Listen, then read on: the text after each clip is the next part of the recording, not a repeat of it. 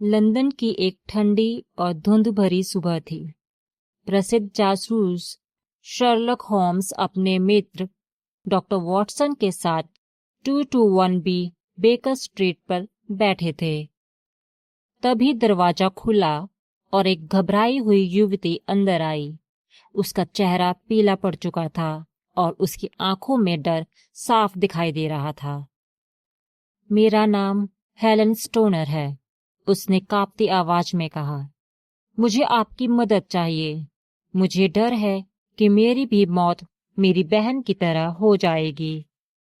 Holmes ने शांत स्वर में कहा, घबराइए नहीं, पूरी बात शुरू से बताइए। हेलन ने बताया कि वह अपनी जुड़वा बहन जूलिया और अपने सौतेले पिता डॉक्टर ग्रिम्सबी रॉयल लॉट के साथ एक पुराने महल में रहती थी। डॉक्टर रॉयलॉट बहुत गुस्सैल और हिंसक स्वभाव का व्यक्ति था।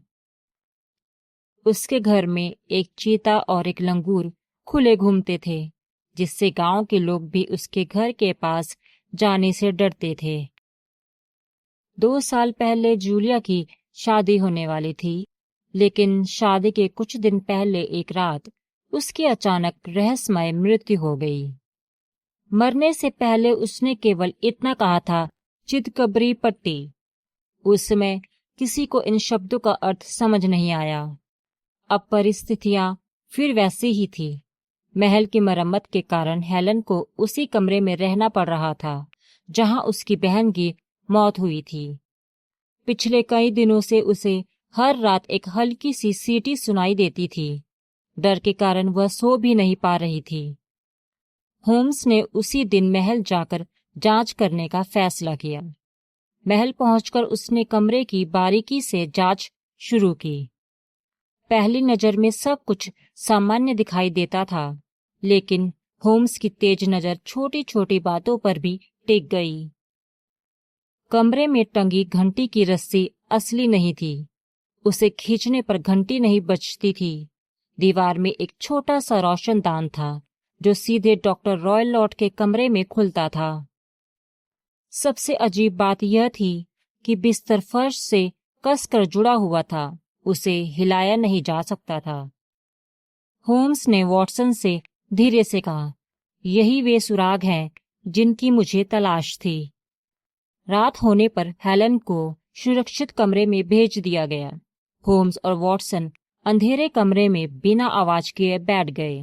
घड़ी ने 12 बजाए। अचानक रोशनदान की ओर से हल्की सी सीटी सुनाई दी। होम्स तुरंत सतर्क हो गया। उसने माचिस जलाई और अपनी छड़ी से घंटी की रस्सी पर जोर से प्रहार किया। तभी वॉटसन ने देखा कि रस्सी नहीं बल्कि एक जहरीला सांप नीचे उतर रहा था। उसकी चमड़ी पर चितकबरे निशान थे। सांप डरकर वापस रोशनदान की ओर लौट गया। कुछ ही सेकंड बाद डॉक्टर रॉयलॉट के कमरे से एक भयानक चीख सुनाई दी। दोनों दौड़कर अंदर पहुंचे। डॉक्टर रॉयलॉट कुर्सी पर मृत पड़ा था। वही जहरीला सांप उसके सिर पर लिपटा हुआ था। सांप ने अपने ही मालिक को डस लिया था। होम्स ने लंबी सांस लेते हुए कहा, जिस हथियार से उसने अपनी सौतेली बेटियों की हत्या की योजना बनाई थी, वही उसकी मौत का कारण बन गया। बाद में होम्स ने पूरी सच्चाई बताई। हेलन और जूलिया की शादी के बाद उनकी संपत्ति का बड़ा हिस्सा उन्हें मिलने वाला था। लालच में अंधे होकर डॉक्टर रॉयलॉट ने एक जहरीले सांप को परीक्षित किया। हर रात वह उसे रोशनदान से घंटी की नकली रस्सी के सहारे कमरे में भेजता था। यदि सांप किसी को डस लेता तो कोई भी हत्या का कारण समझ नहीं पाता। फिर वह सीटी बजाकर सांप को वापस बुला लेता था। लेकिन उस रात होम्स की सूझबूझ ने उसकी पूरी योजना नाकाम कर दी। हेलन स्टोनर सुरक्षित बच गई और वर्षों से छिपा यह रहस्य हमेशा के लिए सुलझ गया। यदि आपको कहानी पसंद आई, कृपया चैनल को लाइक, शेयर, सब्सक्राइब जरूर करिए। धन्यवाद।